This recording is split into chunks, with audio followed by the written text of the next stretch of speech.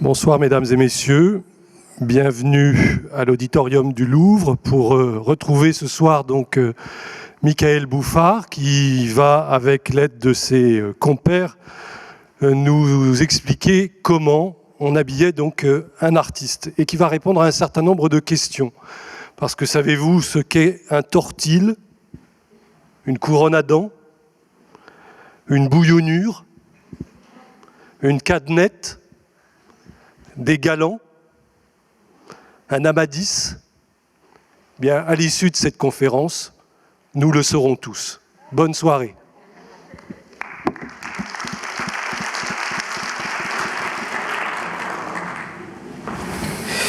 Merci beaucoup, Monsieur Salvon, de cette introduction à cette conférence habillage. Conférence habillage qui est un concept un peu nouveau en France. Ce sont nos voisins anglais qui, au Victorian Albert Museum notamment, qui conservent des costumes, ont développé cette tradition d'habiller un costume devant public, pour faire comprendre au public la manière dont était porté le costume civil, en l'occurrence.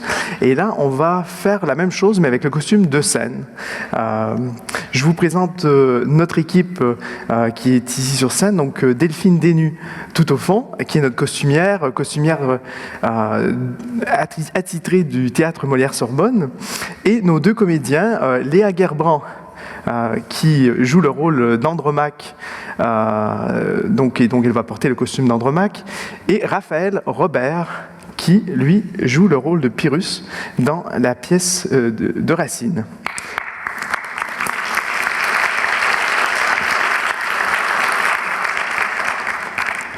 Donc, pour vous mettre en contexte, cette conférence a lieu dans le cadre de l'exposition Ensemble qui présente des dessins de costumes de la collection Edmond Rothschild, dessins de costumes qui ont été réalisés entre le règne de François Ier, du règne de François Ier jusqu'à l'aube du XVIIIe siècle, à la toute fin du règne de Louis XIV.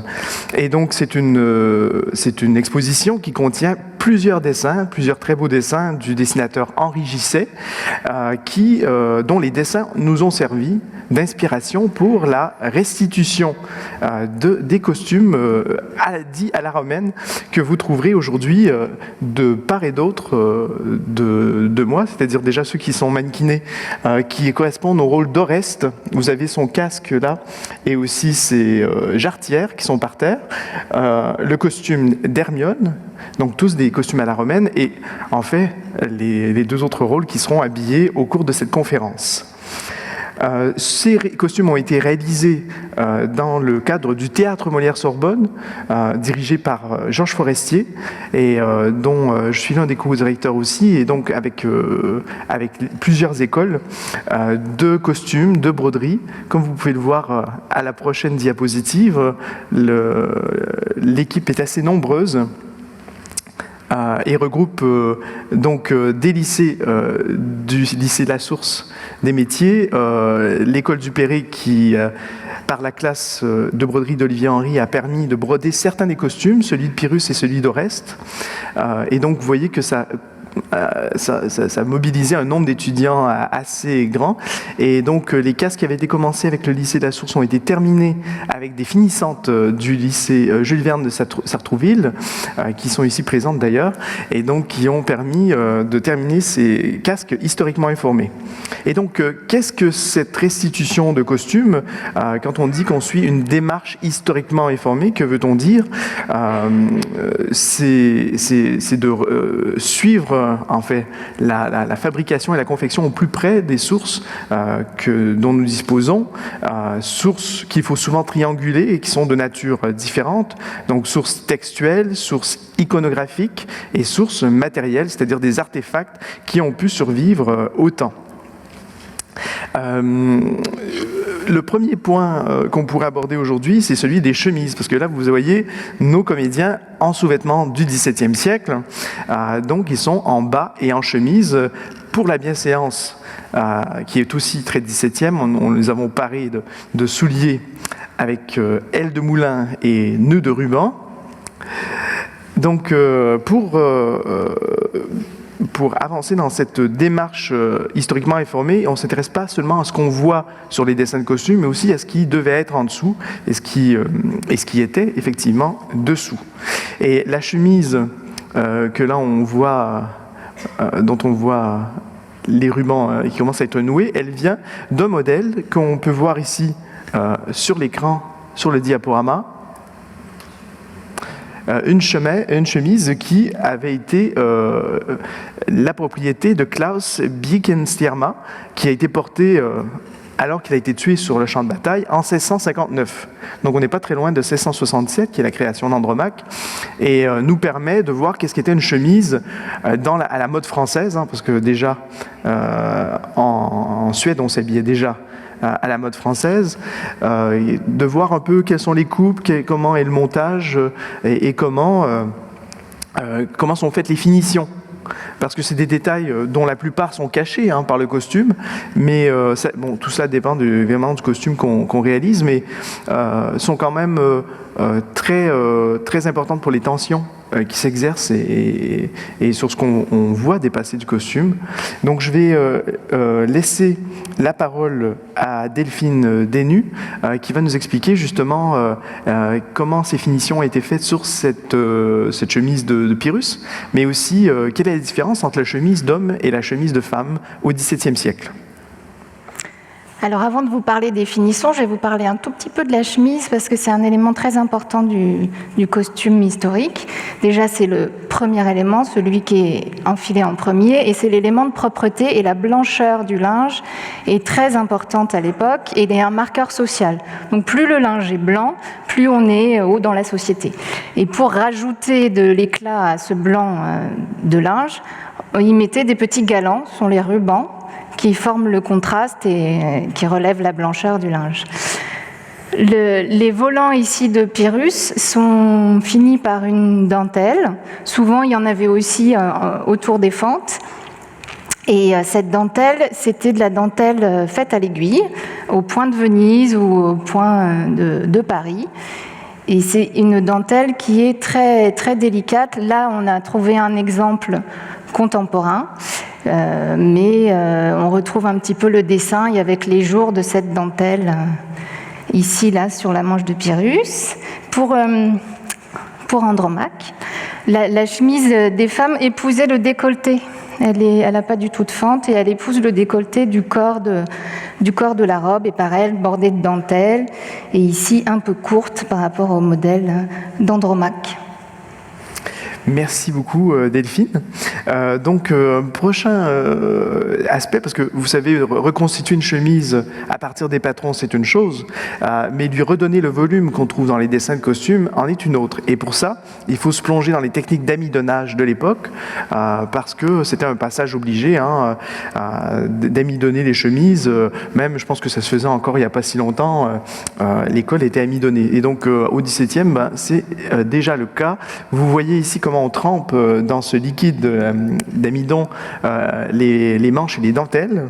Donc ça paraît effrayant comme ça, mais c'est vraiment ce qu'il faut faire. Et ensuite, par repassage, on arrive à leur donner ce volume-là. Donc vous avez un exemple avant et après, si vous voulez, qui vous montre la pauvre manche avant amidonnage et après amidonnage. Je repasse la parole à Delphine pour qu'elle nous donne un peu un aperçu du temps du travail que représente cet amidonnage des chemises. Pour obtenir un volant qui se tient bien comme ceci, il faut mettre un amidon très épais et le faire sécher avec un fer sec. Et on met environ, pour cette chemise-là, il y a 2 heures par manche, juste pour les petits volants qui se tiennent bien.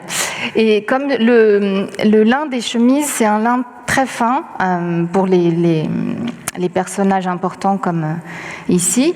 Et pour faire tenir, on n'a pas d'autre choix que d'avoir vraiment un amidon très épais. Donc on a un résultat cartonné, ça fait vraiment comme une feuille de papier. Voilà.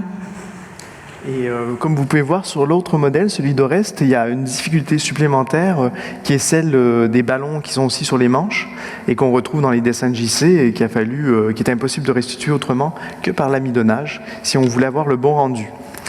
Je vais inviter Raphaël Robert à retourner en coulisses pendant qu'on procède à l'habillage de la reine déchue Andromaque. Donc peut-être qu'on peut commencer l'habillage avec la base, c'est-à-dire les jupons. Donc il y a l'obligation de se questionner sur les dessous du costume nous a obligés à faire une recherche lexicographique, parce qu'il ne nous reste pas vraiment beaucoup de jupons du XVIIe, c'est surtout ceux du XVIIIe. Et on retrouve dans le dictionnaire français de Richelet en 1680 cette définition: petite jupe qui ne se voit pas, que les femmes mettent sur leur chemise, donc directement sur leur chemise et sous la jupe d'entre-deux. Donc qu'est-ce qu'une jupe d'entre-deux? C'est la question à laquelle je répondrai tout à l'heure. Mais en attendant, Furetière nous dit en 1690, petite jupe de dessous fort courte. Et enfin, dictionnaire de l'Académie en 1694, courte jupe que les femmes mettent sous les autres jupes. Généralement, le réflexe que nous avons aujourd'hui dans le costume historique, c'est de faire des jupons qui vont jusqu'au sol, et ce n'était pas le cas au XVIIe siècle. Et vous me dites, bon, ça ne se voit pas, c'est dans la définition, est-ce que c'est important? Et oui, c'est important parce que c'est ce qui définit le volume des jupes. Et vous savez que chaque décennie a son propre volume, et ces volumes de la mode contemporaine se reflètent dans le costume de scène à toutes les époques du XVIIe et du XVIIIe siècle. Donc voilà, donc on a reconstitué ce jupon fort court. On a eu une discussion théologique sur savoir est-ce que fort court va au-dessus du genou ou dessous du genou. Donc on a opté pour dessous du genou parce qu'il est déjà fort court pour l'époque.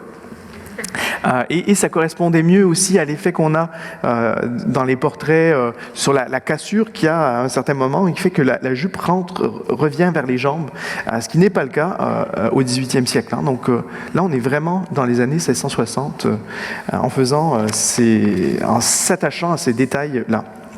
Pour ce qui est des jupes, dans le dictionnaire français de Pierre Richelet, on apprend à distinguer donc le jupon des jupes. La jupe, elle, est une sorte d'habillement de femme qui prend depuis les reins et descend jusqu'à terre.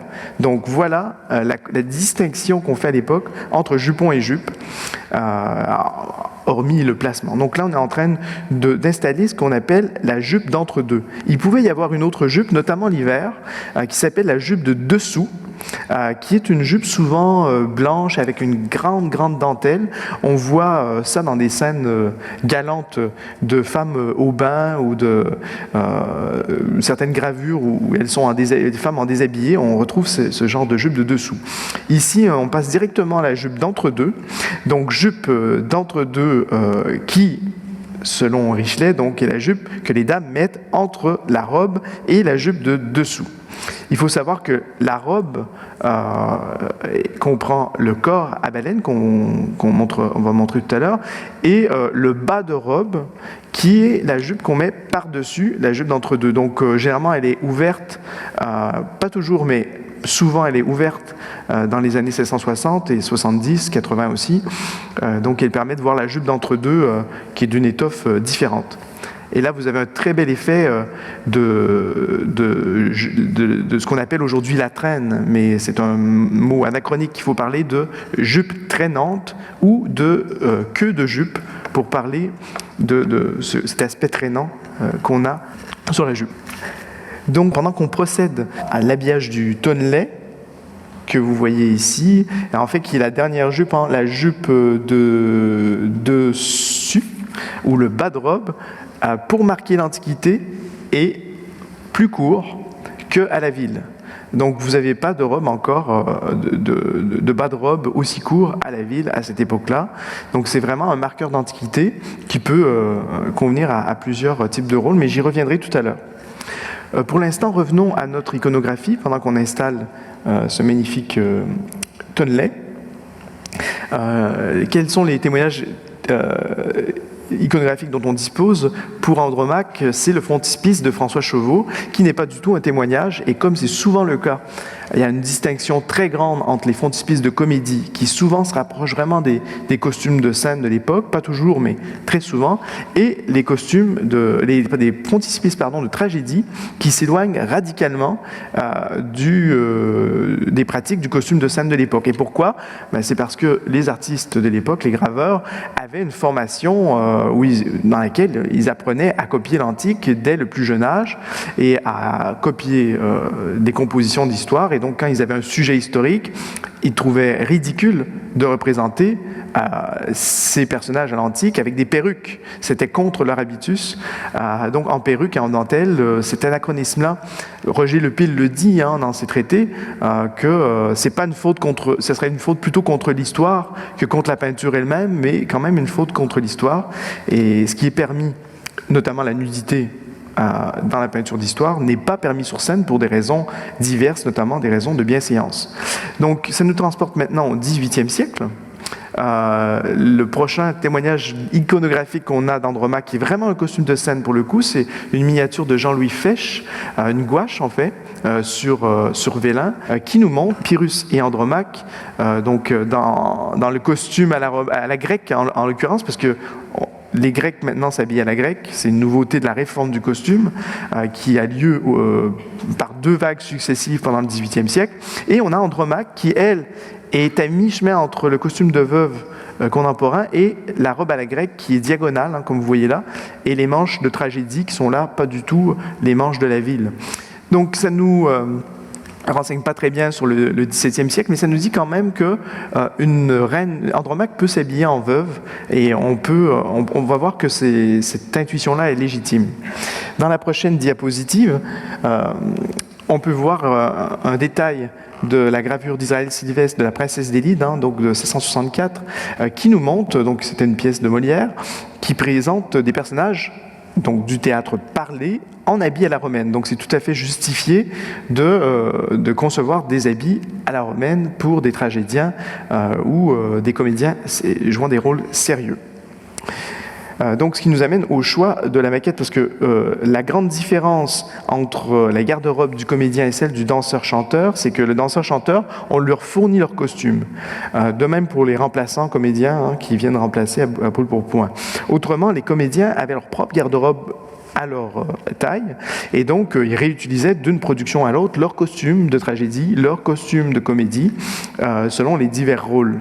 Et donc on ne possède pas de costumes, parce que généralement ils étaient faits, ces costumes, directement avec le tailleur, d'après les indications du comédien, ou parfois rachetés chez le fripier. Et donc pas de dessin, sauf dans les productions royales, comme le Bourgeois gentilhomme, les comédies-ballets, où là, Henri Gissé, à l'époque, était celui qui concevait les costumes et les dessins. Donc c'est pour ça qu'on a choisi de choisir un modèle comme on n'a pas le modèle d'Andromaque de 1767, d'en créer un à partir d'un dessin de Gissé qui est pour 71. C'est un habit à la romaine pour Uranie dans Psyché.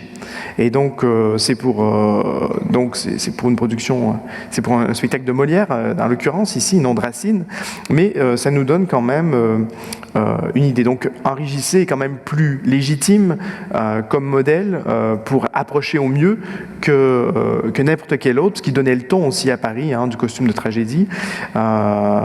Et donc il est quand même plus légitime comme modèle que n'importe quel autre qu'on pourrait inventer ou qui serait beaucoup plus spéculatif comme résultat. D'ailleurs, on aurait un résultat beaucoup plus spéculatif. On trouve chez Gissé ces motifs récurrents. Vous voyez ce tonnelet que vous avez ici, vous l'avez aussi dans d'autres modèles, donc on trouvait intéressant de le restituer avec ces lambrequins qui sont des espèces de rubans ponctués de billes métalliques. Très probablement, tous les boutons à l'époque dans les inventaires sont décrits comme métalliques. On a rarement des choses plus mates. Parce qu'il faut savoir qu'on éclairait la bougie à l'époque, donc tout ce qui pouvait scintiller et accrocher la lumière était bienvenu. C'est pour ça qu'on utilise des satins, des toiles d'or et d'argent, des brocarts. Voilà. Et donc, pour revenir à notre Uranie. Donc je vous ai parlé du motif récurrent. Il faut vous parler maintenant du corps baleiné. Donc ici, les dames utilisent un corps baleiné. Et c'est pas ce qui se trouve sur la maquette d'Andromaque. Et ici, on a plutôt un corselet, ce qu'on appelle à l'époque un corselet, qui descend sous la poitrine. Et donc, je vais laisser la parole à Delphine pour qu'elle nous parle de l'installation du corps à baleine, et en l'occurrence ici le corselet, sur une interprète. L'installation du corps à baleine permet en fait de structurer, un petit peu comme une sculpture, de structurer le corps et de lui donner la posture qui est, à l'époque, les épaules très en arrière et toute la gorge dégagée. Et pour ce faire, on commence par le bas. Et là, j'ai fait un prélassage sur Léa, parce que c'est un petit travail physique où il va falloir faire remonter un petit peu ce que je peux de Léa vers le haut. Et pour ce faire, je lui fais un premier lassage. Là, elle me dit qu'elle est bien. Donc maintenant, je vais pouvoir vraiment serrer et elle va avoir la posture qu'on recherche et qui se trouve sur la planche. Delphine, tu as raison de mentionner la posture parce que les sources, les traités de jeu d'acteur nous parlent de différentes postures, avoir les épaules en arrière, la poitrine en avant, le ventre rentré, les fesses rentrées et les coudes détachés du corps. Et en fait, ce sont des choses, des actions qui sont obligatoires avec un corps à baleine ou un corselet, comme c'est le cas, même qui est structuré aussi avec des baleines. En fait, c'est une sorte de prothèse de la grâce qui permet de garder toujours une posture gracieuse et qui correspond au traité de jeu d'acteur du XVIIe et du XVIIIe siècle. Mais bon, quand on est confronté à un dessin monochrome qui ne nous montre pas son envers et qui reste un dessin avec toutes les imprécisions et les évocations que cette technique engage, il faut pouvoir l'interpréter. Comment on fait? On doit regarder diverses sources comparatives, et vous allez en avoir une à l'écran qui montre, parmi les catégories, on a des portraits qui représentent des dames en habits de ville ou de cour. Ici, un exemple du portrait de Lucia Weybrands de Gabriel Metsu de 1667, donc on est en plein l'époque d'Andromaque, et qui nous donne pas mal de détails sur le placement des baleines, l'organisation des galons, les proportions de la chemise à partir de son nœud là, et de la manche, qui nous a été très utile en fait pour celui-ci que vous avez à ma gauche, le costume d'Hermione. Et on a aussi, heureusement, de vrais costumes qui ont survécu des années 1660, comme le très beau corps de robe et jupe d'entre-deux qui est au Fashion Museum de Bath. Je vous ai dit, ça s'appelle un corps à baleine, mais on peut parler de corps de robe aussi. Ce sont des synonymes à l'époque. Et là, vous avez la belle jupe d'entre-deux, avec souvent, il y a ce motif de dentelle en L qu'on retrouve de diverses manières, notamment ici, chez Hermione. Et donc, qu'est-ce que nous apprend ce type d'artefact? Plusieurs choses. La manière dont c'est fait à l'intérieur, la manière dont les baleines sont disposées. On avait déjà un aperçu chez Gabriel Metsu, mais là, on a vraiment des certitudes. Comment est-ce qu'on ferme le bas? Donc voilà, c'est autant de choses, d'une source d'information qui a permis aux historiens, par exemple, de tracer des patrons, les historiens du costume, de tracer des patrons à partir de ces artefacts qui nous ont servi, nous aussi, en les adaptant à la morphologie de Léa, de le faire pour Andromaque. Parce que vous savez, quand on fait des patrons à partir d'un costume qui est dans un musée, qui a vraiment été porté pour une personne, c'est pas les dimensions nécessairement de la personne qu'on veut habiller. Donc il faut adapter. Et là en plus on a un corselet donc qui va moins haut que le corps à baleine. Et donc voilà, c'est juste pour vous donner un aperçu du travail que ça demande et des étapes qu'il faut faire. Donc, mais bon, le costume de ville, les artefacts ou les portraits, c'est bien, mais c'est pas suffisant. Et on peut voir d'autres types de sources pour comprendre comment ça marche. Par exemple, dans le schéma Ici, on a un corselet aussi. C'est un dessin de l'exposition que vous pourrez voir dans l'exposition, qui montre, voilà, vous connaissez les grands lambrequins, une sorte de tonnelet un peu bizarre. Le corselet ne sont pas des parties de costumes qu'on retrouve dans l'habit de ville, donc on ne va pas retrouver ni dans les artefacts, ni dans le portrait de scène. Donc il faut aller chercher autre part, et ça tombe bien parce que les années 1660 et 1670 connaissent une vogue en France, mais aussi en Hollande, du portrait en habit de mascarade ou en habit de bal en masque, de bal masqué. Et c'est ce qu'on voit dans la prochaine diapositive. Ici, vous avez de l'atelier de Charles et Henri Beaubrun au musée Carnavalet, le portrait de Madeleine Farle-Tellier, duchesse d'Aumont, qui n'est pas en habit de cour. On le voit par les couleurs, on le voit par le choix des matières qui sont trop brillantes et qui correspondent à l'ambiance du bal et de la mascarade, qui est elle aussi éclairée. La mascarade, elle est éclairée à la bougie, comme le ballet de cour et comme les spectacles en général. Donc, et ces dentelles d'argent et d'or très visibles. Donc, c'est une bergère, mais c'est une bergère héroïque, c'est-à-dire une bergère à l'antique, parce que le bas de robe est court. C'est pas un marqueur, c'est pas une influence du costume de la ville, mais c'est bien un marqueur de l'Antiquité, parce qu'ils ont essayé d'imiter cette espèce de bourrelet qu'on voit dans les drapés à l'antique. Donc ils ont assimilé ça un peu rapidement à un tonnelet, une jupe, donc qui est construit comme une jupe, mais voilà, pour eux, c'est comme ça qu'on distingue l'antique.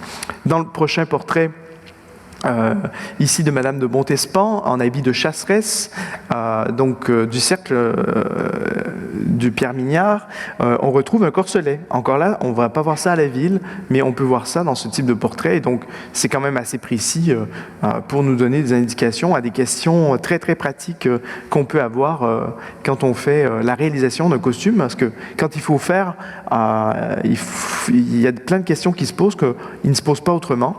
Et questions qui, après, une fois qu'elles sont dans notre esprit, nous permettent de réinterroger les sources avec un nouveau regard et en faisant plusieurs découvertes qu'on n'aurait pas faites parce qu'on n'aurait pas vu l'intérêt de ce que pouvait nous dire la source. Et dernier point, c'est l'habit d'Andromaque, c'est un habit de princesse, de reine, mais un habit de veuve aussi. Et donc, on l'a vu dans l'exemple de Jean-Louis Fesch.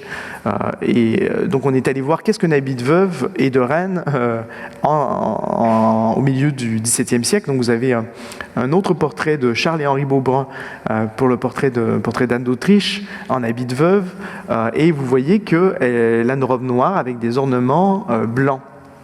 Et donc, des hermines en fait.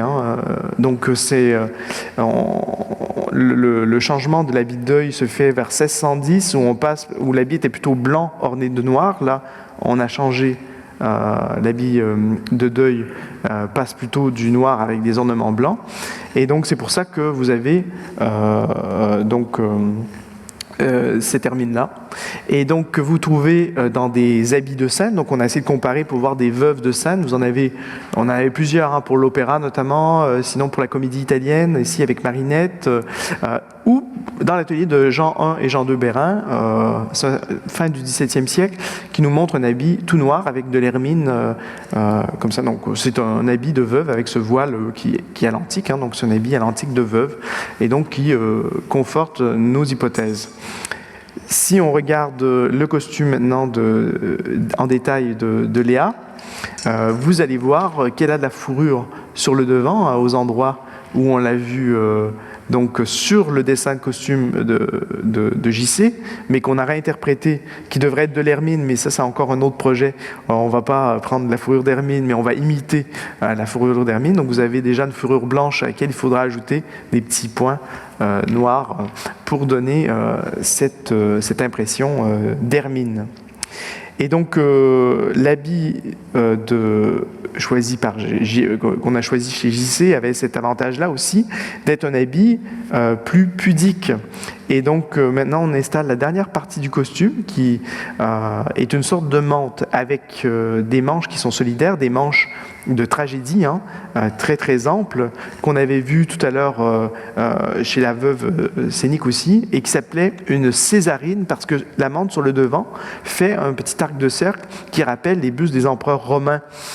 Donc le terme césarine n'apparaît dans la deuxième moitié du XVIIIe siècle. Donc à défaut d'un autre terme plus ancien, on utilise celui-là, entre nous en tout cas, pour comprendre ce que c'est. Donc c'est un marqueur d'antiquité aussi, qui en fait un costume à la romaine, et les manches qui sont longues en font un costume de tragédie. Et donc vous voyez aussi qu'on a mis des bijoux.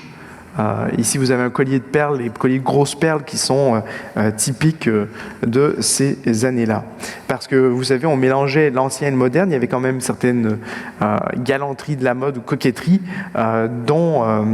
qui génèrent des anachronismes évidemment, mais dont l'actrice ou l'acteur garde donc les marqueurs de son époque et de son temps. Donc maintenant, vous avez un bon aperçu des différentes couches du costume. Et si vous comparez avec le costume d'Hermione qui est à ma gauche, c'est un costume qui est tout à fait différent. Parce que Hermione, c'est une jeune princesse amariée, promise à Pyrrhus, et alors que Andromaque, c'est la veuve d'Hector, qui est prisonnière en plus. Donc c'est pour ça qu'on ne lui a pas mis de couronne, hein, parce qu'elle est déchue. Vous verrez tout à l'heure, elle a quand même une coiffure sophistiquée, mais contrairement à la princesse Hermione, qui a un diadème, Andromaque n'en a pas, comme elle est asservie. Donc elle est un peu le trophée que Pyrrhus a ramené de la guerre de Troie. Mais on y reviendra tout à l'heure.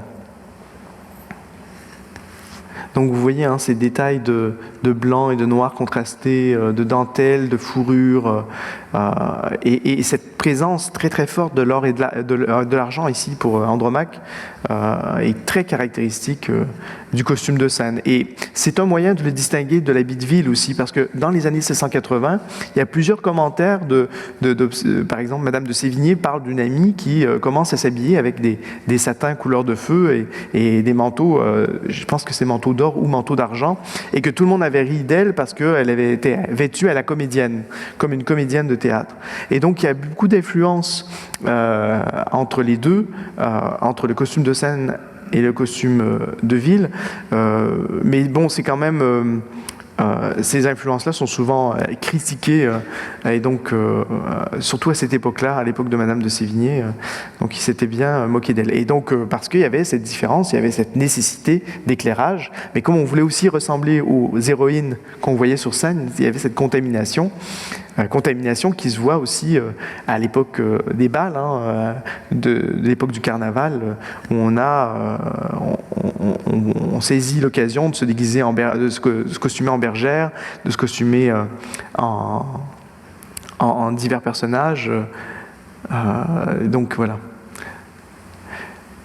Avec les bijoux, évidemment, qui sont suggérés par le dessin d'Henri Gisset. Et donc vous voyez que c'est quand même plusieurs couches qui s'accumulent pour réussir à habiller notre Andromaque. Et donc tout ça, ça donne un poids aussi, un poids qui accentue la verticalité, qui était quand même une obligation pour ces actrices qui devaient paraître des reines alors qu'elles n'en étaient pas, elles n'étaient même pas nobles. Donc il y avait tout un entraînement à la danse et au chant auquel les comédiens devaient se soumettre, et qui leur donnait ce port, ce maintien, ce port majestueux, comme on disait à l'époque, qui leur permettait d'incarner des reines, avec les pieds bien en dehors, comme on le voit ici, et comme on le voit dans les portraits de l'époque. Et donc vous voyez que le jeu est aussi, on doit se déplacer et marcher en tenant ses jupes. Donc ça, c'est une constante du jeu de l'époque, et ça a beaucoup d'effets sur scène quand on le met en application dans une pièce en entier de 5 actes, comme Andromaque, ça a beaucoup de grâce. Donc j'inviterai maintenant Léa à retourner en coulisses pour terminer sa coiffure. Et j'appellerai Raphaël Robert, qui est en coulisses.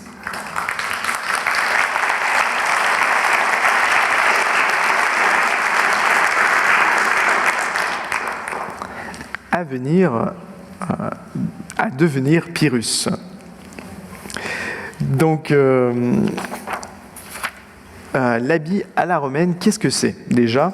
Je vous en ai parlé sans vous donner trop de définitions. On en voit un bel exemple juste avant. Ici, c'est un costume de ballet en l'occurrence pour Louis XIV dans le rôle de la guerre, donc, qui est un dessin qui a été réalisé par Henri Gisset. Et donc ça a été le modèle de départ, et je vous en parlerai un peu plus pourquoi tout à l'heure.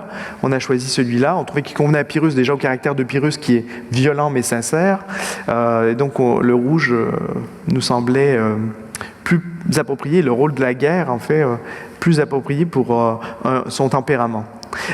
Vous pouvez voir dans la prochaine diapositive, donc une définition qui nous est donnée par Claude François Ménestrier dans son traité des ballets anciens et modernes en 1682, qui définit l'habit des anciens romains comme celui-ci. Celui des anciens romains est le plus auguste de tous. Il n'en est point qui laisse la jambe plus libre. Là, on parle pour la danse. Hein. Il était composé d'une cuirasse avec ses lambrequins. Il lui faut une courte manche à moitié de bras et on l'accompagne d'un bas de sais plissé en rond qui fait la cotte d'armes. Le casque avec une aigrette et des plumes et la coiffure dont on accompagne cet habit ne fut que représentant des victorieux, ils dussent porter des couronnes de laurier. On aurait pu, c'est un victorieux Pyrrhus, mais on a préféré le casque et vous comprendrez tout à l'heure pourquoi. Cet habit à la romaine, on en a des définitions. Donc vous en avez eu la liste des parties tout à l'heure. Donc je vous les montre ici: le corps de cuirasse, le tonnelet qui est cette espèce de jupe, les lambrequins, le bas de sais, le bas d'attache qui monte jusqu'en haut, le brodequin. Donc tonnelet s'appelle aussi bas de sais à l'époque, un bas de tunique si vous voulez. Sais, ça s'écrit S-A-I-E ou S-A-Y-E. Avec ces mélanges anachroniques dont je vous ai parlé tout à l'heure. Hein, c'est un costume de Pluton que vous trouverez dans l'exposition aussi. Un nœud de cravate tout à fait contemporain, des chemises en lin tout à fait contemporaines, des talons qui ne sont pas du tout antiques, et des formes aussi qui ne sont pas du tout antiques, et des perruques et le maquillage évidemment qu'il ne faut pas oublier, qui sont d'autres anachronismes. Donc là nous sommes en train d'installer le jupon et le tonnelet qui structurent l'habit à la romaine. Et donc, vous pouvez voir sur l'écran un habit de Stockholm de 1672. Donc, vous voyez que le tonnelet est assimilé à une jupe. Vous le voyez aussi sur scène, assimilé à une jupe. Et pourquoi ? Parce qu'en fait, ça devait être la partie, l'espèce de tunique qui part des manches, des hauts de manches, et qui va jusqu'en bas. Mais on ne se donnait pas la peine de faire tout ce qui était caché sous le corps de cuirasse. Donc, on l'a assimilé à une jupe pour des questions d'économie, de facilité, mais aussi parce que la manufacture d'une jupe est plus connue et plus maîtrisée par les tailleurs de l'époque. Et donc dans le roman comique de Scarron en 1651, on a une description intéressante justement d'un comédien en habit à la romaine. Je vous lis l'extrait. Un jeune homme aussi pauvre d'habits que riche de mine marchait à côté de la charrette. Il portait des chausses troussées à bas d'attache, comme celles des comédiens quand ils représentent un héros de l'Antiquité. Il avait, au lieu de souliers, des brodequins à l'antique que les bouts avaient gâtés jusqu'à la cheville du pied. Et donc j'aime bien le mot qui est utilisé ici de chausse troussée. Qu'est-ce qu'une chausse troussée ? Chausse, en fait, c'est tout ce qui se porte en bas. Il y a le haut de chausse ou le bas de chausse, mais là, c'est des chausses troussées. Donc, c'est-à-dire, ce sont des trousses ou des gregues. C'est les deux mots qu'on utilise à l'époque, et c'est les culottes des pages, si vous voulez, que vous connaissez bien, que vous avez vu souvent dans plusieurs portraits de cérémonie, notamment le portrait équestre par le Charles Lebrun du chancelier Séguier. Vous avez ces petits pages à trousses. Donc, on ne le voit pas dans l'iconographie, mais on le sait par cet exemple-là, par aussi des mémoires de dépenses de tailleurs dans les archives des menus plaisirs, mais aussi par un dessin de costume de Daniel Rabel au début du XVIIe siècle qui montre un bas de sais ou un tonnelet. On ne voit pas ce qu'il y a dessous, évidemment, mais il y a une note qui dit « les Grecs sont de taffetas incarnadin ». Donc, ce qui nous confirme que ce sont bien des Grecs. Nous ne les avons pas réalisés parce qu'à l'époque, nous ne savions pas encore nous avions que la question, mais qu'est-ce qu'il y a dessous? Est-ce que ce sont des culottins? Est-ce que ce sont des hautes choses ordinaires? Est-ce que ce sont des caleçons? Toutes ces possibilités-là ont été étudiées. On a trouvé plus tard, donc au lieu d'inventer quelque chose qui aurait été absurde, on a préféré cela. Donc vous pouvez voir, hein, si on retourne à la vidéo avec Raphaël, vous allez voir un peu ce que ça donne. Hein, ça laisse la jambe extrêmement libre, et ça lui donne voilà, une prestance intéressante. Et ce qui est à savoir aussi, c'est que les Grecs dont je vous parlais étaient rembourrés avec du crin qui donne une certaine tenue et qui devait aussi aider à maintenir ce volume très échancré du tonnelet des années 1660. On va revenir à notre iconographie maintenant.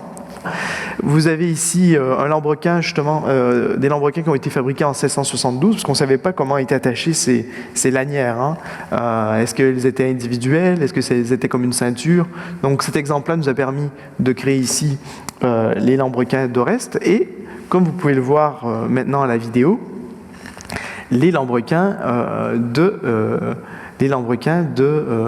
Pyrrhus, qui sont à double étage, hein, avec des campanes qui sont ces espèces de glands, de pompons qui sont caractéristiques du travail de JC, d'Henri JC.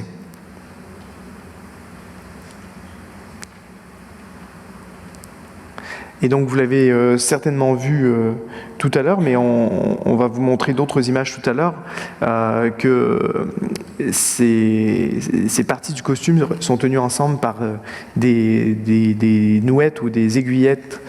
Donc tout est maintenu ensemble à l'époque, hein, rien n'est laissé au mouvement libre. Et donc c'est une manière qu'on a retrouvée sur des artefacts que je vous montrais tout à l'heure, et qui nous a permis de confirmer cette hypothèse de départ. Parce qu'on retrouve ça aussi sur des pourpoints à l'époque, c'était une hypothèse qu'on avait eue dès le départ. Je reviens donc à notre iconographie avec cet autre dessin à la romaine, hein, de JC, qui est intéressant pour vous parce que c'est un dessin qui n'est pas dans l'exposition parce qu'il c'est à Stockholm, mais dont Bérin s'est inspiré pour créer son costume de Thésée pour la reprise de Thésée de Lully, et qui nous sert d'affiche pour l'exposition en scène. Et donc on retrouve plusieurs détails que Bérin a ravis sans aucun scrupule à son prédécesseur JC, dont il devait avoir les dessins, hein, dont notamment ce détail très beau du mascaron, cette tête de lion qui mord une chaîne qui tient l'épée, ici sur le côté. Et donc on retrouve d'autres détails dans la disposition des tassettes aussi, qui nous permettent de mieux interpréter l'autre dessin de JC qui est coloré. On a aussi des descriptions d'inventaire de comédiens comme celui de Lagrange. C'est ici un inventaire de mise en communauté de biens de 1672. Donc quand on se mariait, on faisait l'inventaire de ce que chacun des époux apportait. Hein. Et les comédiens, ils avaient aussi leur garde-robe personnelle, donc ils avaient leur garde-robe théâtrale. Et on retrouve chez Lagrange cet habit à l'antique, et je cite, un habit à l'antique de broderie d'argent fin, fort relevé, consistant en corps, lambrequin, tonnelette, brodequin, manches, coiffure et garniture couleur de cerise, prisée la somme de 900 livres. Donc vous voyez qu'on parle aussi d'un habit à l'antique, mais il faut se méfier parce que l'habit à l'antique comprend deux types d'habits, l'habit à la romaine, qui est celui que vous voyez là, et aussi l'habit démodé, qui s'inspire des modes de la Renaissance et du XVIe siècle. On appelle ça tous les deux des habits à l'antique. Et là, vous voyez que c'est des broderies d'argent fin, par opposition à argent faux. Donc c'était vraiment des broderies en vrai fil d'argent, fort relevées. Ça veut dire qu'ils sont très, très, très... Il y a beaucoup d'argent sur le costume. Et donc c'est une question aussi qu'on n'a pas abordée, mais avec les pierreries, on utilisait énormément de fausses pierreries à l'époque, notamment les pierreries du temple, de la rue du temple, où on faisait des faux diamants, des faux saphirs, des faux rubis, des fausses émeraudes avec du verre coloré, et qui étaient de plus ou moins bonne qualité, mais qui étaient parfaites pour le spectacle et pour les mascarades, pour donner beaucoup d'effets et refléter la lumière des bougies. On a aussi des descriptions imprimées, comme vous en trouvez ici, de dessins d'Henri Gisset gravés par François Chauveau dans ce grand carrousel de 1662 qui a fait l'admiration de toute l'Europe et dans laquelle on a des descriptions très précises des costumes. Donc vous avez par exemple les manches, tant celles de dessus que celles de dessous, et la lacet était de satin blanc brodé d'or, où le corps de cuirasse et les lambrequins étaient de brocart d'argent brodé d'or et semé de bandes de pierreries. Donc tout ça nous aide, nous, à la reconstitution pour bien agencer les matières et les couleurs. Et donc vous voyez qu'à l'époque, on mélangeait, on juxtaposait l'or et l'argent sans aucun scrupule, ce qui au XVIIIe siècle va devenir plus rare. Mais en tout cas, à cette époque, on adore les superposer et les juxtaposer. D'autres sources dont nous disposons sont des exemples, des vrais artefacts. Et là, on est très chanceux parce qu'on a un habit à la romaine pour un carrousel royal à Stockholm en 1672. Donc un an avant la mort de Gisset et qui a certainement été commandé à la suite de ce beau recueil de Chauveau qui montre ce grand apparat et peut-être aussi par les récits d'ambassadeurs de Suède qui devaient être à ce carrousel de 1662. Donc il a voulu faire la même chose et ceux qui conservent Olivos-Cameron ces costumes émettent l'hypothèse qu'il a pu être commandé de Paris. Ils ont plusieurs raisons de le croire. On a ça pour un caparaçon aussi qui se trouve, donc c'est une espèce de couverture de cheval très très ornée qui s'y trouve et avec aussi cette hypothèse que c'était peut-être sous la conception de Gisset. Donc ça reste très spéculatif, mais c'est quand même intéressant. Donc on s'est permis d'utiliser ce costume-là comme modèle. On en a d'autres. On en a un à la bibliothèque musée de l'Opéra, donc qui dépend de la Bibliothèque nationale de France à Garnier, et qui nous montre, on voit bien que c'est une jupe, traitée comme une jupe, et le corps de cuirasse ici, qui est fermé sur les côtés, qui est ouvert sur les côtés, et fermé comme ici, soit avec du laçage et des nouettes, ou comme sur d'autres témoignages iconographiques, lacé sur les côtés. Donc nous, on a opté pour la version lacée. Et là, je pense à des sculptures montrant Louis XIV en habillé à la romaine, mais aussi des peintures qui se trouvent à la Mauritshuis, qui représentent des personnages habillés à l'antique, mais un peu à l'antique comme des comédiens, et qui ont ce laçage sur le côté. Et je montre une dernière source que j'ai oublié de vous montrer, oui. Ce sont les reliquaires des martyrs romains qui étaient habillés à la romaine quand on les a redécouverts. Et donc c'était des tailleurs de théâtre qui refaisaient ces costumes. Là, c'est un exemple du XVIIIe siècle, mais il en existait à Venise pour le XVIIe. Je ne les ai pas vus, malheureusement, mais je sais que ça existe. Et donc, vous voyez, brodequin, tonnelet, tassette ou lambrequin, corps de cuirasse.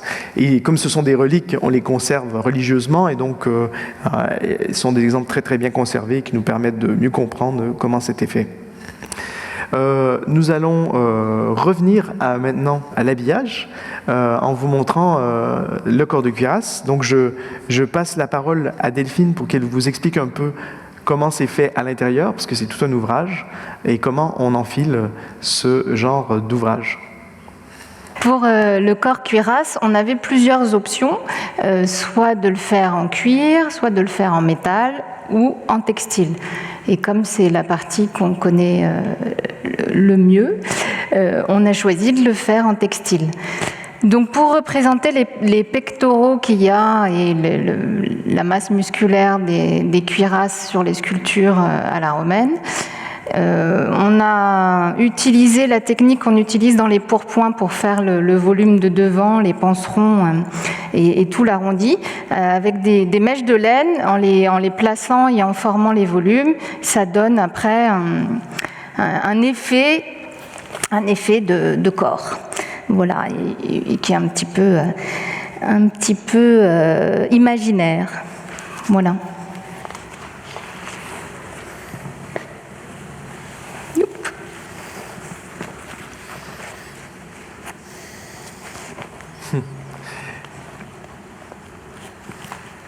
Et donc, pour revenir à nos sources iconographiques, les dessins que nous avons utilisés pour réaliser, donc vous avez ici le fameux dessin que je vous ai remis et qui montre ce type de cuirasse qu'on a essayé de restituer. Mais j'ai dit que c'était d'Henri Gisset, mais c'est à moitié vrai. Si vous regardez ici, JC a mis au propre dans un but commémoratif. Souvent, on faisait ça pour les ballets de cours. On demandait 2 ans, 3 ans, 5 ans, voire 10 ans après, de refaire des dessins. C'est le cas du bel album Rabel qui est conservé au département des arts graphiques, qui ont été faits sur des papiers à peu près contemporains, mais qui représentent des ballets de date très éloignée, d'à peu près 10 ans. Donc ça montre bien que c'était des choses qu'on faisait parfois. On demandait à l'artiste longtemps après, à partir des maquettes originales, des dessins de costumes originaux. Et donc, c'est ce que JC a fait à partir de son prédécesseur, qui est une main qui nous est connue maintenant avec plusieurs caractéristiques très très reconnaissables, qui s'appelle le maître du ballet de la nuit. Il marquait ses couleurs d'abord avant de mettre l'aquarelle avec les initiales, le J pour jaune, R pour rouge, et donc on peut voir encore un peu à travers l'aquarelle. Il y avait un papier aussi qu'il affectionnait beaucoup, et puis c'est une manière de représenter les souliers, les mains, et des postures types qui reviennent beaucoup dans son œuvre. Donc dessinateur du début des années 1650, qu'on a appelé le maître du ballet de la nuit, parce que c'est lui qui a fait les dessins pour le fameux ballet de la nuit dans lequel Louis XIV a dansé en soleil. Et donc c'est un nom qui lui convenait tout à fait. Et donc c'est un ballet donc de 1654 à la base, pour les fêtes de Pélée et Tétis. Et vous voyez que c'est le même, avec quelques modifications quand même. La frange ici d'or, le tonnelet avec ses motifs losanges qui se trouve ici. Malheureusement, c'est peut-être pas d'assez bonne définition, vous voyez bien, mais c'est le même motif. Ces tassettes avec tête de lion, avec d'autres lambrequins qui s'étalent par-dessous, et ces campanes que vous voyez ici, le corps de cuirasse avec ses ceintures, ces pectoraux qui sont symbolisés par des disques de métal. Ça fait partie des choses qu'on n'a pas encore réalisées, mais ça c'est encore un autre projet, c'est un work in progress à chaque fois. Et donc les manches, voilà, et même les nœuds qui se retrouvent ici ou là, qui ont été respectés par JC. Mais JC l'a remis à sa sauce, à sa patte, lui a donné un volume qui est plutôt celui des années 1660, où le costume à la romaine connaît d'importantes modifications, puis il y a une sorte de standardisation aussi qui s'impose. Je dirais pourquoi tout à l'heure.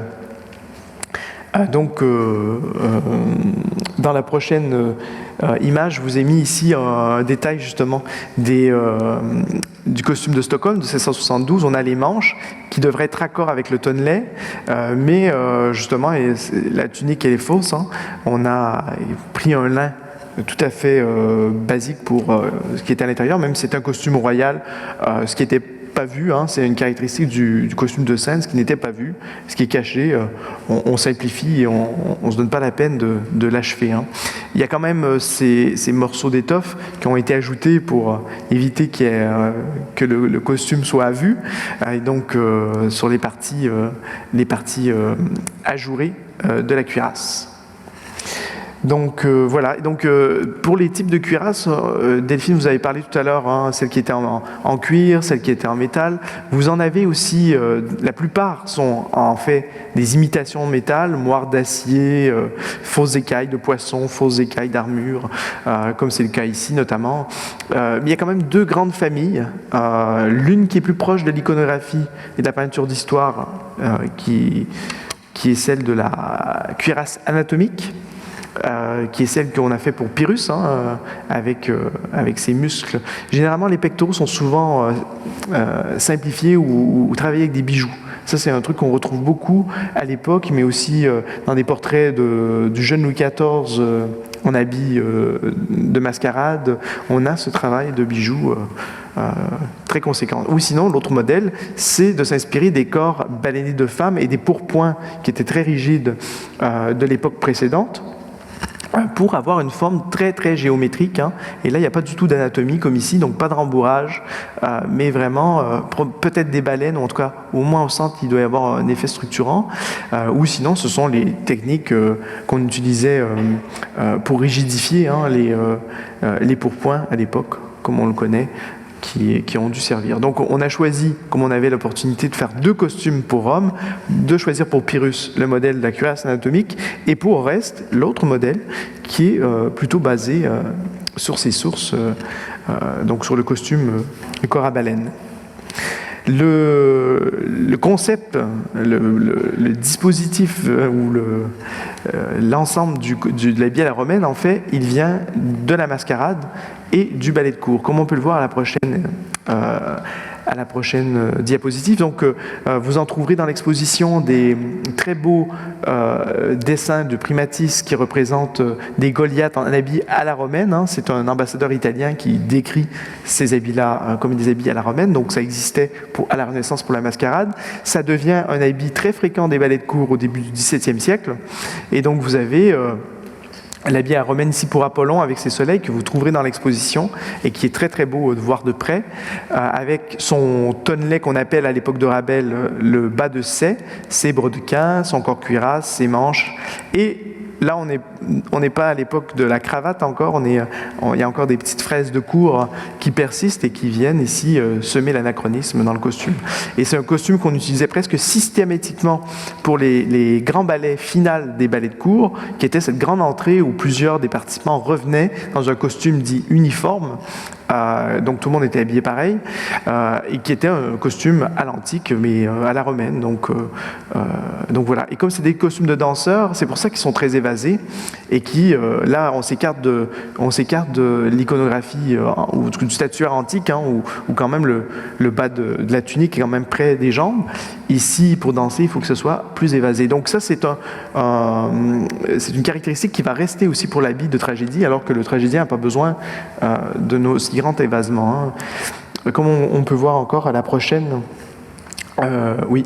Donc je vous ai mis l'envers du corps de cuirasse de l'habit à la romaine de la BNF, la Bibliothèque Musée de l'Opéra, hein, pour vous voyez comment est fait l'intérieur. Mais une chose que je voulais dire aussi sur les origines du costume à la romaine, c'est que les comédiens avaient tendance à s'habiller de manière démodée, à l'antique, c'est-à-dire démodée en habit Renaissance, pour jouer la tragédie. Et donc ça, il y avait déjà des brodequins ou des petites caractéristiques comme ça qui appellent l'habit à la romaine, mais on ne s'habillait pas, comme vous le voyez, dans les années 1660, ça ne va pas être systématique.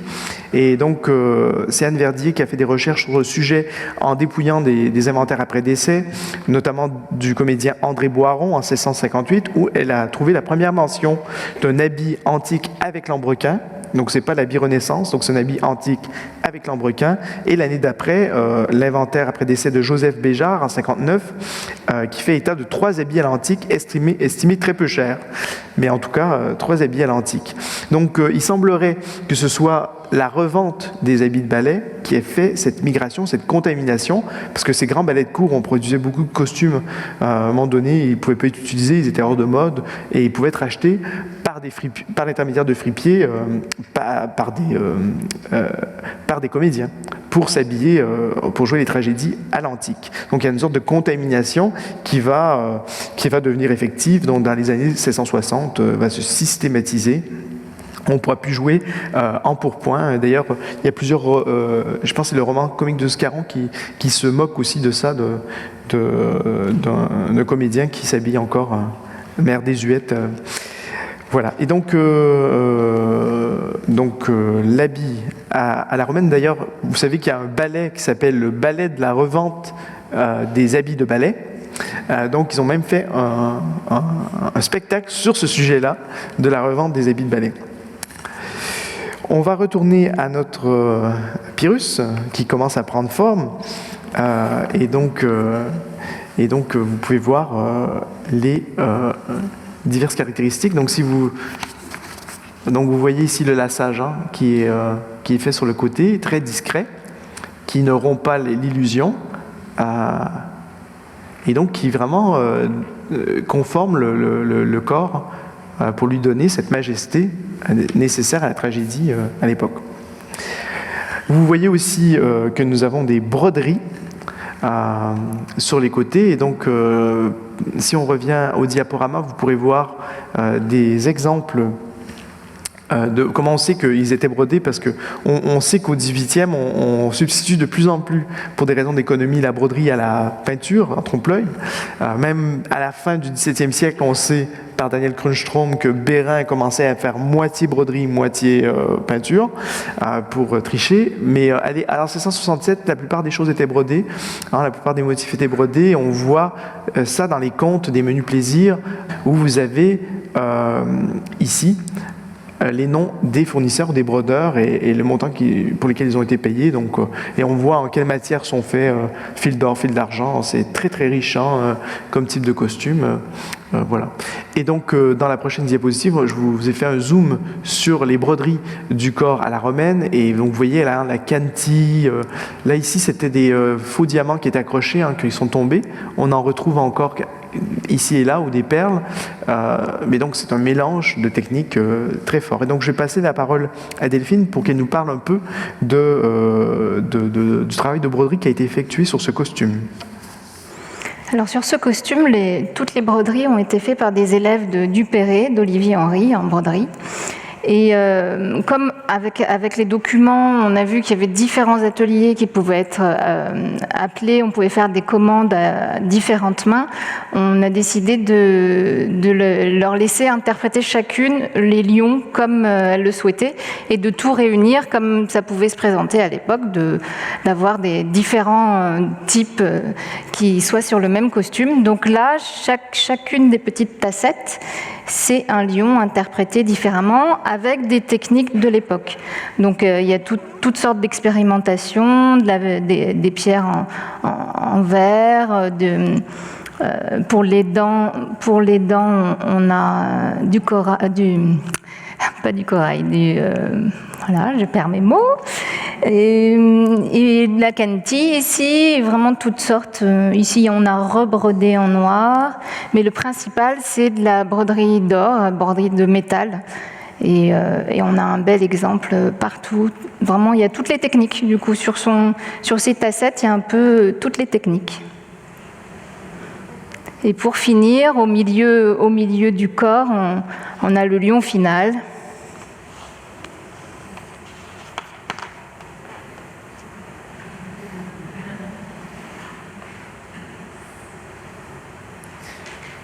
Et donc, pour des raisons pédagogiques, on a permis à chaque brodeuse de faire son propre lion, mais ça se faisait aussi. On le voit sur certains dessins où il y a une alternance, par exemple, de lions méchants, de lions gentils, ou des lions qui peuvent être différents. Donc on restait quand même dans l'esprit historiquement informé. Là, maintenant, nous allons asseoir Pyrrhus sur son trône. Et nous allons lui mettre un élément contemporain. Quand je dis contemporain, venant de moi, ça veut dire 1660, 1670. Donc, qui est une cravate typique de l'époque, avec de magnifiques dentelles type de proche du point de Venise, et donc et qui est fermée par un ruban. Et donc, cette cravate-là, évidemment, n'était pas portée pendant l'Antiquité. Et c'est une coquetterie, une galanterie qu'on aimait à placer. Parce que vous savez, pourquoi est-ce qu'on mettait ses talons et on mettait ses cravates, ses perruques? C'est pour des questions donc, de bienséance. Par exemple, les bas d'attache, on les mettait parce qu'on ne pouvait pas montrer la jambe nue, c'était impensable sur scène, alors que dans la peinture d'histoire, il n'y avait aucun problème. Pareil pour la perruque, on ne pouvait pas s'imaginer à l'époque, c'était contre la vraisemblance qu'un roi puisse paraître sans perruque. Pour eux, c'était choquant. Pour la peinture, c'est bon, mais autant ils ne pouvaient pas être nus sur scène, autant ils ne pouvaient pas monter sans talons, ça aurait choqué la vraisemblance. Pour nous, ça choque notre réalisme contemporain, mais pour eux, ça choquait leur vraisemblance. Et donc, c'est pour ça. Et ça choquait aussi les bienséances, évidemment, parce que il fallait qu'un roi, pour être un roi, puisse porter ce genre de choses. Et la chemise, par exemple, aussi cachait les bras, parce que ça, c'est une chose qu'on voit très bien dans le costume de scène, c'est que tout ce que la mode permet de montrer, le costume de scène permet de le montrer. C'est-à-dire les décolletés très profonds pour les dames, les avant-bras des dames, femmes, ça, il n'y a pas de problème. On ne montre pas les chevilles, par contre. Et si vous voyez un personnage féminin, un costume avec une jupe courte, c'est souvent parce que c'était un rôle de travesti. C'était joué, interprété par un homme. Ça, c'est jusqu'aux années 180, c'est assez radical. Hein. On peut reconnaître comme ça. Donc voilà, ça ajoutait à la galanterie de la chose, c'est-à-dire que comme ces personnages-là de tragédie, mais aussi pour la pastorale, c'est vrai, hein, sont des projections aristocratiques du monde aristocratique, de la culture aristocratique sur scène, ces éléments-là, en fait, ajoutent une galanterie, une part de séduction qui n'est pas la même dans la peinture d'histoire de la même époque. Et donc voilà, vous voyez qu'on a choisi un ruban d'une sorte de rose saumonée très très typique des années 1660, qu'on retrouve sur l'habit féminin et masculin en contraste avec le linge. Donc on a réussi à retrouver exactement la même teinte qui nous a permis de réaliser ce costume. Pour retourner à notre... Donc je vais appeler Frédéric Robert, qui est en coulisses, pour venir faire l'installation de la perruque. Comme je vous ai dit, un roi sans perruque n'est pas un roi, donc... nous l'avons peigné, l'avons coiffé dans selon dans la manière des années 1660. Et donc, pendant que nous installons, oui, on va rester encore un peu pour voir, parce que vous voyez que ça change vraiment, ça finit la silhouette et c'est pas un élément accessoire. Hein.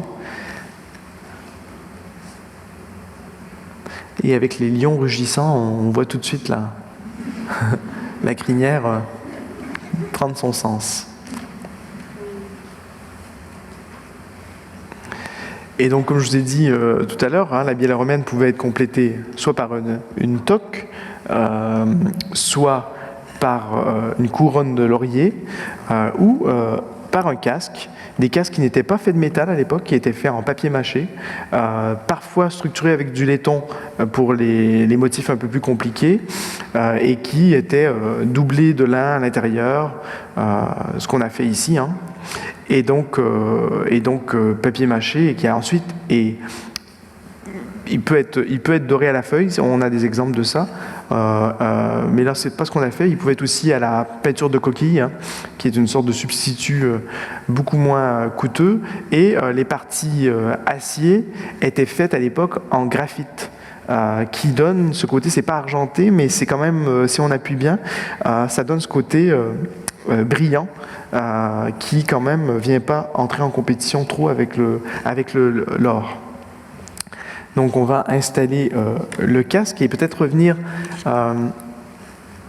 juste après qu'on l'ait couronné. Ah, il manque quelque chose, c'est vrai, j'ai oublié de le dire, hein, il manque les plumes, il manque les panaches de plumes d'autruche.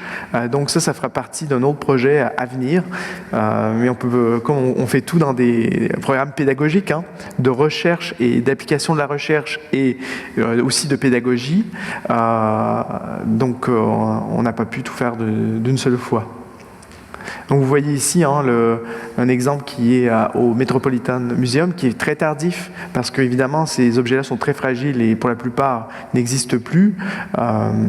Donc c'est de la sculpture en carton, hein, littéralement. Mais ça vous donne quand même une idée de ce que ça pouvait être à l'époque.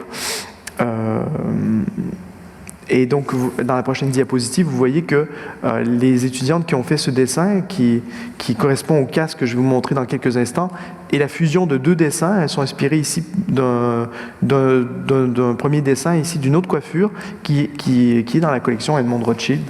Et donc, elles ont voulu, elles préféraient la visière de l'un et le dragon de l'autre, donc elles ont composé à partir des sources, et donc qui sont de l'atelier de Bérin. Et donc vous pouvez voir ici ce que ça donne pour quelque chose de plus sophistiqué encore. Ce dragon qui a beaucoup d'effets quand on reste et dans ses fureurs on aurait dit que le dragon en fait est avec lui et parle à sa place. C'est très très perturbant.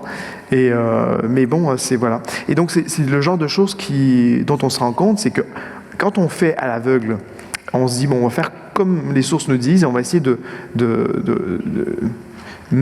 calmer ou d'enfouir nos préférences personnelles, ce qui est une vraie lutte, et c'est vrai pour la danse, c'est vrai pour la prononciation, pour les gestes. Il faut vraiment lutter, se contraindre, parce que ce qu'on veut voir, c'est pas nous ce qu'on aime, nous ce qu'on fait, mais ce qu'on veut voir, c'est ce que eux aimaient et ce que eux faisaient. Et donc parfois, il y a des choses qui sont complètement absurdes qu'on fait à l'aveugle, et là on comprend pourquoi après coup, en faisant, en jouant. Et donc c'est une démarche qui demande beaucoup d'abnégation, mais qui porte ses fruits, et puis on y prend goût de plus en plus à mieux comprendre, en faisant de l'archéologie, si vous voulez, expérimentale du costume de scène de l'époque. Donc je vais reposer le terrible dragon avec Oreste, et j'appellerai notre comédienne Léa Gerbrand à monter sur scène, parce que bon, c'est bien de voir ces costumes-là habillés, mais on veut voir qu'est-ce que ça donne quand ça joue.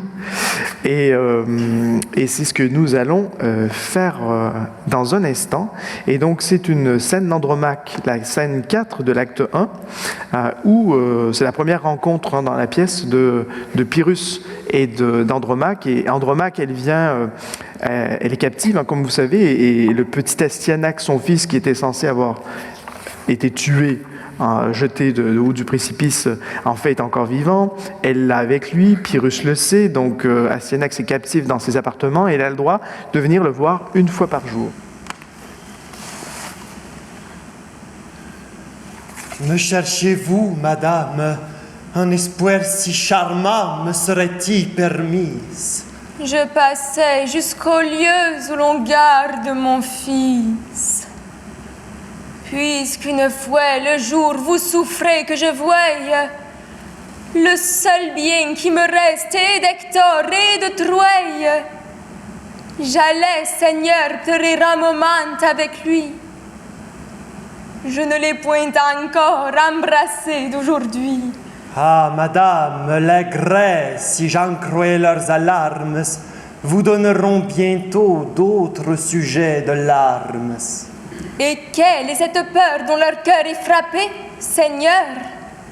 Quelque Troyen vous a-t-il échappé? Leur haine pour Hector n'est pas encore éteinte. Ils redoutent son fils. Digne objet de leur crainte. Un enfant malheureux qui ne sait pas encore que Pyrrhus est son maître et qu'il est fils d'Hector. Tel qu'il est, tous les Grès demandent qu'il périsse.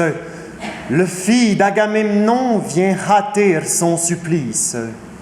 Et vous prononcerez un arrêt si cruel? Est-ce mon intérêt qui le rend criminel? Hélas, on ne craint point qu'il venge un jour son père. On craint qu'il n'essuya les larmes de sa mère. Il m'aurait tenu lieu d'un père et d'un épouse. Mais il me faut tout perdre et toujours par vos coups. Madame, mes refus ont prévenu vos larmes.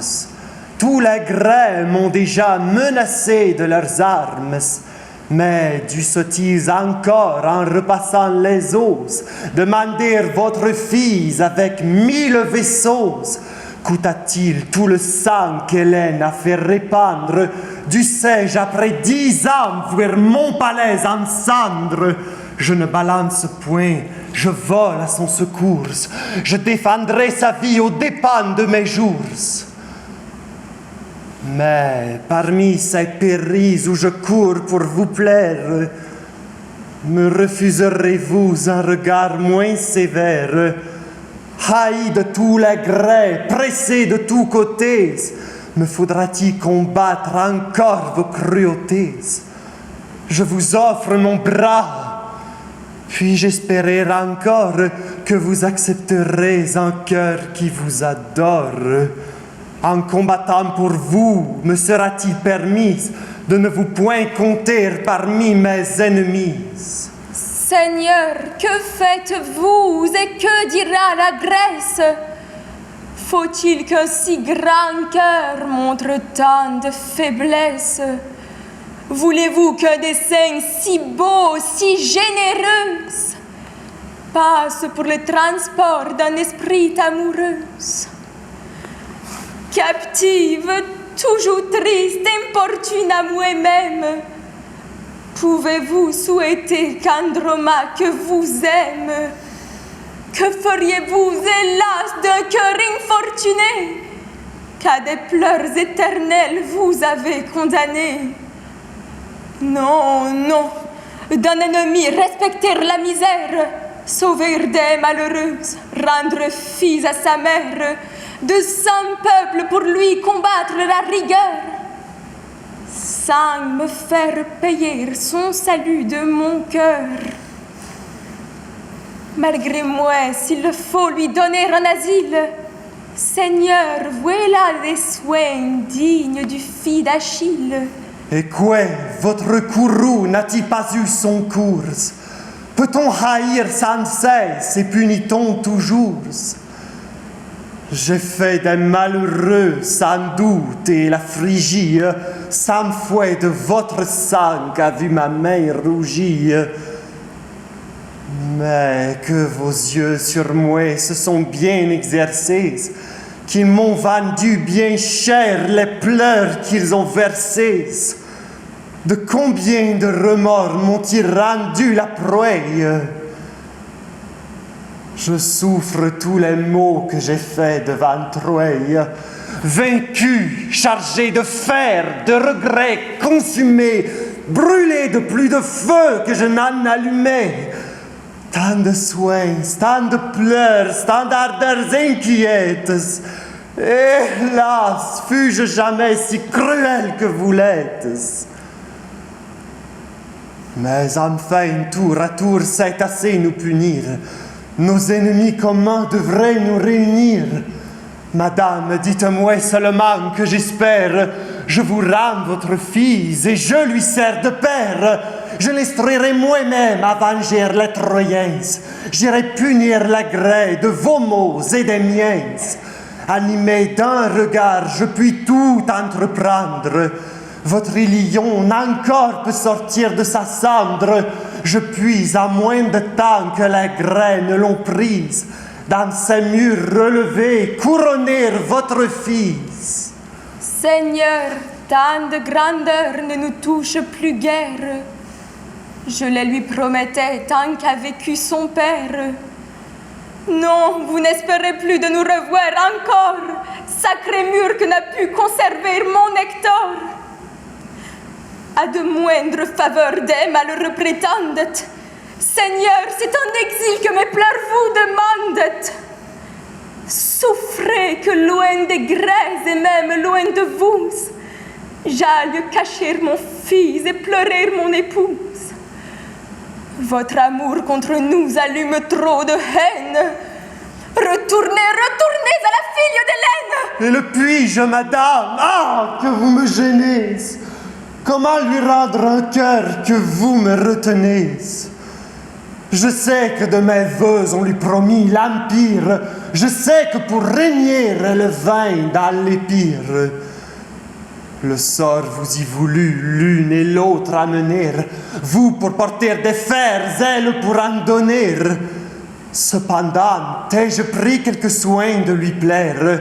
Et ne dirait-on pas, en me voyant au contraire, vos charmes tout-puissants et les siens dédaignés, qu'elle est ici captive et que vous y régnez? Ah, qu'un seul des soupirs que mon cœur vous envoie, s'il s'échappait vers elle, il porterait de jouet. Et pourquoi vos soupirs seraient-ils repoussés? Aurait-elle oublié vos services passés?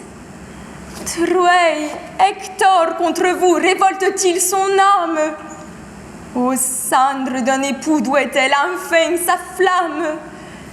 Et quelle épouse encore? Ah, souvenir cruel! Sa mort seule a rendu votre père immortel. Il doit au sang d'Hector tout l'éclat de ses armes. Et vous n'êtes tous deux connus que par mes larmes. Eh bien, madame, eh bien, il faut vous obéir. Il faut vous oublier, ou plutôt vous haïr. Oui, mes voeux ont trop loin poussé leur violence pour ne plus s'arrêter que dans l'indifférence. Songez-y bien, il faut désormais que mon cœur, s'il n'aime avec transport, haïsse avec fureur. Je n'épargnerai rien dans ma juste colère. Le fille me répondra des mépris de la mère. La Grèce le demande et je ne prétends pas mettre toujours ma gloire à sauver des ingrats. Hélas, il mourra donc. Il n'a pour sa défense que les pleurs de sa mère et que son innocence. Et peut-être, après tout, en l'état où je suis, sa mort avancera la fin de mes ennuis. Je prolongeais pour lui ma vie et ma misère. Mais enfin, sur ses pas, j'irai revoir son père. Ainsi, tous trois seigneurs, par vos soins, réunissent nos cœurs. Allez, madame, allez voir votre fils. Peut-être en le voyant, votre amour plus timide ne prendra pas toujours sa colère pour guide. Pour savoir nos destins, j'irai vous retrouver. Madame, en l'embrassant, songez à le sauver.